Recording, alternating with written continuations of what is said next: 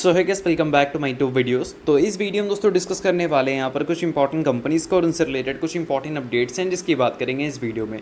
तो चलिए दोस्तों वीडियो की शुरुआत करते हैं। सबसे पहली कंपनी को डिस्कस करते हैं। पहली कंपनी का नाम है रिलायंस इंडस्ट्रीज़ लिमिटेड। बट इसको डिस्कस करने से पहले दोस्तों अगर आपने अभी तक चैनल को सब्सक्राइब नहीं किया है तो चैनल को सब्सक्राइब करके बेल आइकन को प्रेस कर लो ताकि आने वाली जितनी भी अपडेट्स हैं उन सभी अपडेट्स का नोटिफिकेशन आपको सबसे पहले मिल सके। और टेलीग्राम चैनल को भी ज्वाइन कर लो जिसका लिंक आपको डिस्क्रिप्शन में देखने को मिल जाएगा। तो चलिए दोस्तों वीडियो की शुरुआत करते हैं। सबसे पहले बात करते हैं रिलायंस इंडस्ट्रीज से रिलेटेड कुछ इंपॉर्टेंट अपडेट्स के बारे में। सो दोस्तों अगर रिलायंस इंडस्ट्रीज़ की बात करें तो इसके कई सारे सेगमेंट्स हैं जो कंपनी को काफ़ी अच्छा खासा रेवेन्यू देते हैं। बट कुछ इंपॉर्टेंट की सेगमेंट्स की बात करें तो एक है O2C ऑयल टू केमिकल जो कि टोटल रेवेन्यू का 57% कॉन्ट्रीब्यूट करता है। उसके अलावा अगला सेगमेंट है रिटेल सेगमेंट जो कि टोटल रेवेन्यू का 23% कॉन्ट्रीब्यूट करता है। उसके अलावा नेक्स्ट सेगमेंट देखने को मिलता है डिजिटल सर्विसेज बिजनेस का जिसको हम जियो के नाम से जानते हैं। वो टोटल रेवेन्यू का 11% कॉन्ट्रीब्यूट करता है। और फिलहाल इस कंपनी से रिलेटेड जो फिलहाल अपडेट निकल के आ रही है वो रिटेल सेगमेंट से रिलेटेड निकल के आ रहा है। तो चलिए इस सेगमेंट के बारे में थोड़ा सा डिटेल में समझने की कोशिश करते हैं, मतलब जो भी अपडेट्स हैं। अब आप सभी को पता है कि रिलायंस इंडस्ट्रीज़ फिलहाल अपने रिटेल सेगमेंट को बड़ा करने के लिए पुराने ब्रांड्स को रीलॉन्च करती हुई नजर आ रही है, जिसमें एक नाम आपको कैंपा कोला का देखने को मिलता है और दूसरा नाम शीन का देखने को मिलता है।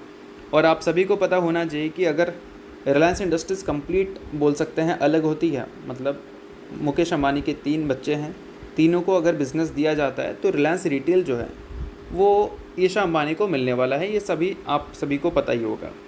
अब फिलहाल दोस्तों अपडेट यहाँ पर यह है कि चाइनीज़ फास्ट फैशन जायंट शीन को जो रिलायंस इंडस्ट्रीज़ ने एक्वायर किया और इंडिया मार्केट में वो री इंट्रोड्यूस करने का जो सोच रखी है उसको लेकर एक बड़ा प्रॉब्लम इनको मिल सकता है। यूरोपियन यूनियन ने फ़िलहाल बोल सकते हैं एक gross violation consumer protection law के अगेंस्ट एक बोल सकते हैं नोटिस इशू किया है रिलायंस इंडस्ट्रीज़ को, जिसका बोल सकते हैं डेडलाइन 30 दिनों का है। अब ये जो नोटिस है वो रिलायंस इंडस्ट्रीज़ को इशू नहीं किया गया है, शीन को इशू किया गया है, बट रिलायंस इंडस्ट्रीज़ इसको एक्वायर कर रही है। तो अल्टीमेटली जो भी इसका प्लस पॉइंट है, नेगेटिव पॉइंट है, वो सभी रिलायंस इंडस्ट्रीज़ के पास जाने वाला है। अब ये जो बोल सकते हैं जो भी केसेस वगैरह हैं यहाँ पर वो इस रिगार्डिंग है कि शीन ने कंज्यूमर प्रोटेक्शन लॉ को वॉयलेट किया है, जिसमें उन्होंने फेक डिस्काउंट देने की कोशिश की है और डिस्प्ले उन्होंने नहीं किया था कि प्रीवियस प्राइस क्या है और करेंट प्राइस क्या है। मतलब बोल सकते हैं ऐसा कि प्रीवियस प्राइस जो है उसी को कम दिखाकर करेंट प्राइस में दिखाया गया है और बताया गया है कि ये डिस्काउंट है, जो कि एक्चुअल में डिस्काउंट है नहीं। तो इन सारी चीज़ों से रिलेटेड यूरोपियन यूनियन ने बोल सकते हैं एक केस वगैरह किया है जिसके डेडलाइन आपको अगले 30 दिनों तक का देखने को मिलता है। अब देखा जाए तो ये इतनी बड़ी सरदर्द नहीं है कि रिलायंस इंडस्ट्रीज़ को बहुत ज़्यादा प्रॉब्लम होगा, बट हाँ रिटेल सेगमेंट से रिलेटेड अपडेट थी, इस वजह से इसकी बात हमने कर लिया क्योंकि रिटेल सेगमेंट इंपॉर्टेंट सेगमेंट है रिलायंस इंडस्ट्रीज़ के लिए।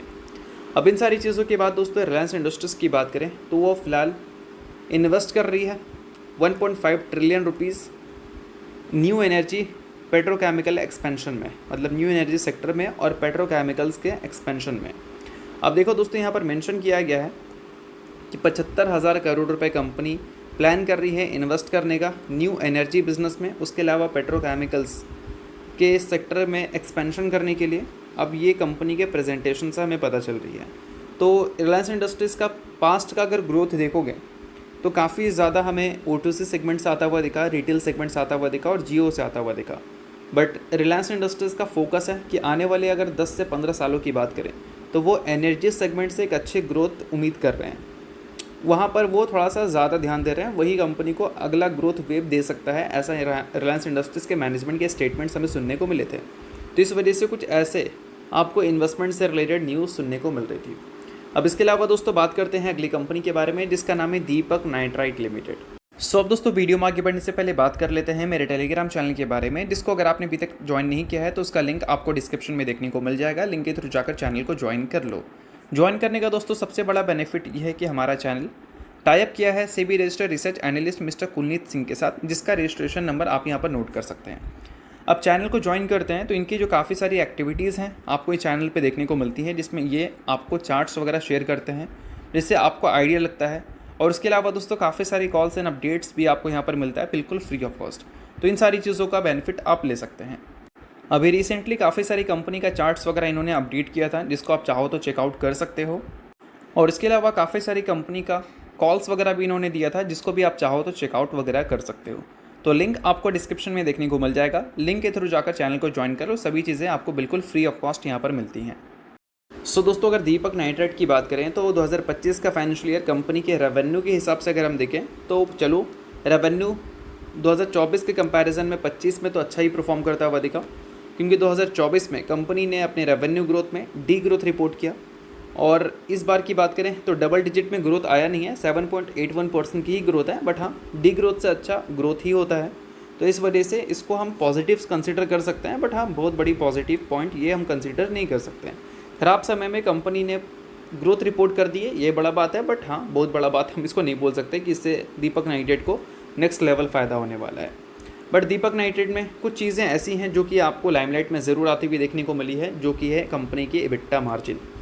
2022 में एबिटा मार्जिन 24% के थे, 23 में 16% पे है, 24 में 15% पे है और 25 में 13% पे आ गए हैं। और इस वजह से रेवेन्यू कंपनी का बढ़ा ज़रूर है, बट कंपनी के प्रॉफिट्स हर साल हमें नीचे की ओर ही जाते हुए देखने को मिले हैं।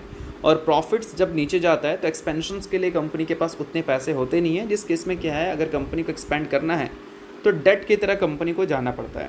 और डेट की तरफ कंपनी गई भी है। 286 करोड़ का डेट था 2024 के फाइनेंशियल ईयर में, जो कि 25 में 1267 करोड़ तक जाता हुआ दिखा है। और कंपनी के अगर कैश इक्विवेलेंट्स की बात करें तो वो जो पिछले फाइनेंशियल ईयर काफ़ी स्ट्रॉन्ग नज़र आ रहा था, वो इस बार हमें ग्रो करता हुआ देखने को नहीं मिला है। बट कुछ चीज़ें ऐसी हैं जो कि मैनेजमेंट ने काफ़ी अच्छी सुना रखी हैं, तो चलिए उसकी बात कर लेते हैं। सो दोस्तों, पिछले 3 से 4 सालों में कंपनी ने कुछ खास अच्छे प्रॉफिट ग्रोथ तो दिखाई नहीं है, बट हाँ 2026 के फाइनेंशियल ईयर में कंपनी प्रॉफिट ग्रोथ दिखा सकती है। अब इसका सबसे बड़ा रीज़न यहाँ पर यह है कि पास्ट में जो कंपनी ने कैपेक्स कर रखा था उसकी कमिश्निंग हमें इसी फाइनेंशियल ईयर देखने को मिलेगा। नाइट्रिक एसिड यूनिट कंपनी ने कमिश्निंग करने से रिलेटेड ऑलरेडी हमें अपडेट सुना रखी है, जिसकी एक्सपेक्टेशन ये है कि ये जो कमिश्निंग है वो पूरी तरह से कंप्लीट हो सकती है Q1 FY26 में, या फिर सेकेंड क्वार्टर के अर्ली में, यानी कि सेकेंड क्वार्टर के स्टार्टिंग में कंप्लीट हो सकता है ये कमिश्निंग, या फिर Q1 में ही कमिश्निंग हमें देखने को मिल सकती है।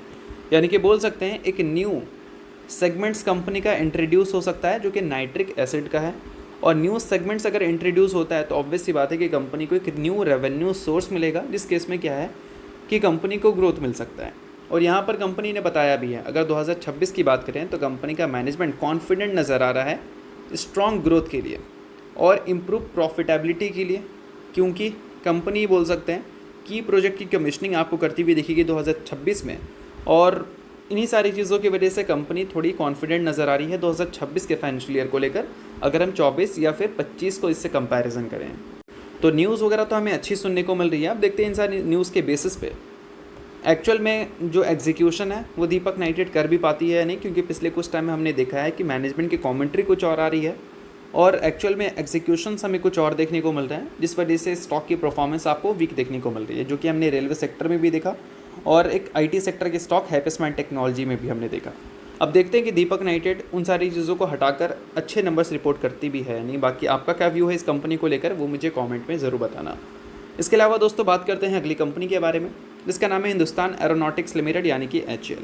अब दोस्तों HAL डिफेंस सेक्टर से बिलोंग करती है और डिफेंस सेक्टर को लेकर एक बड़ी खबर निकल के आ रही है। अब देखा जाए तो हमारे India 4th generation fighter jet को यूज़ करती है। अगर हम बाकी सारी कंट्री की बात करें, लाइक रशिया की बात करें, चाइना की बात करें या फिर हम US की बात करें, तो इन सभी के पास 5th जनरेशन फाइटर जेट है। चाइना के पास तो 6th जनरेशन फाइटर जेट भी है, बट हमारे पास 4th जनरेशन है, तो हम इसको 5th जनरेशन में लाना चाहते हैं। और इसके लिए हमारी government 5th generation fighter jet की अनाउंसमेंट कर चुकी है, इसके डेवलपमेंट से रिलेटेड भी अपडेट दे चुकी है। अपडेट दोस्तों यहाँ पर ये भी है कि ये जो 5th जनरेशन की फ़ाइटर जेट होगी, इसकी मैन्युफैक्चरिंग ज़रूरी नहीं है कि आपको गवर्नमेंट कंपनी ही करती हुई नज़र आ जाए, लाइक HAL जैसी कंपनी ही करती हुई नज़र आ जाए। इसके लिए उन्होंने प्राइवेट प्लेयर्स को भी मौका दिया है, यानी कि जो भी प्राइवेट प्लेयर्स हैं वो भी बिड कर सकते हैं। HAL देखो बिड तो करने वाली है ही, जो कि आप यहाँ पर देख सकते हैं। HAL का नाम तो आपको फर्स्ट में ही देखने को मिल रहा है, क्योंकि इस सेगमेंट में ये सबसे बड़ी कंपनी है। तो एडवांस मीडियम कॉम्पैक्ट एयरक्राफ्ट की जो मैन्युफैक्चरिंग होगी उसको लेकर HAL सबसे ज़्यादा फोकस में तो रहेगी, बट उसके साथ आपको प्राइवेट फर्म्स भी बिड करती हुई नज़र आ सकती है।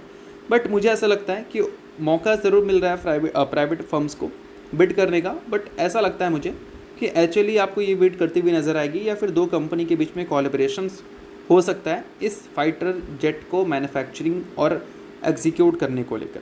बट फिलहाल अगर कॉन्ट्रैक्ट्स आने वाली हैं हमारे डिफेंस मिनिस्ट्री की तरफ से, तो ओवरऑल इस न्यूज़ को एक पॉजिटिव न्यूज़ हम ज़रूर कंसिडर कर सकते हैं, जिससे हम ये उम्मीद कर सकते हैं कि एचएल के जो अपकमिंग ऑर्डर बुक हैं वो पहले की तरह ही स्ट्रॉन्ग देखने को मिलेंगे। अब अगर एचएल के 2025 के ऑर्डर बुक की बात करें तो 1.84 लाख करोड़ का उसका वैल्यू है। अगर इस साल के स्टार्टिंग की बात करें यानी कि 2025 की स्टार्टिंग की, तो वहाँ पर 94,000 करोड़ का ऑर्डर बुक का वैल्यू था। अब इसके भी कंप्लीट डिटेल्स आप देख सकते हैं। 1,02,000 करोड़ का जो कॉन्ट्रैक्ट है वो कंपनी को मैन्युफैक्चरिंग की तरफ से आया है, और ROH यानी कि repair and overall contract company को 17,500 करोड़ का मिल रखा है। टोटल ऑर्डर बुक का वैल्यू है 1,84,000। रेवेन्यू इससे कंपनी को मिल सकता है 30,400 करोड़ का। तो ये कंपनी का कंप्लीट गाइडेंस है, आप यहाँ पर नोट कर सकते हैं। बट इन सारी चीज़ों के बाद अब बात करते हैं अगली कंपनी के बारे में, जिसका नाम है दोस्तों कोफोर्ज। रिसेंटली कंपनी ने दोस्तों स्प्लिट की अनाउंसमेंट की थी, जिसमें एक शेयर के बदले कंपनी ने 5 इक्विटी शेयर देने का फैसला किया था। सो अगर आप इस कंपनी के शेयर होल्डर हैं तो बेशक ये सारी जो न्यूज़ हैं वो आपके लिए इंपॉर्टेंट रह सकती हैं। शेयर होल्डर नहीं है इग्नोर कर सकते हैं, न्यूज़ थी इस वजह से मैंने बता दिया, बाकी किसी भी तरह का ये रिकमेंडेशन नहीं है। तो चलिए दोस्तों ये वीडियो यहीं तक था। आप करता हूँ वीडियो आपको अच्छा लगा होगा, इंशाल्लाह लाइक कीजिए, पहली बार सब्सक्राइब कीजिए। वीडियो के लिए बहुत बहुत शुक्रिया।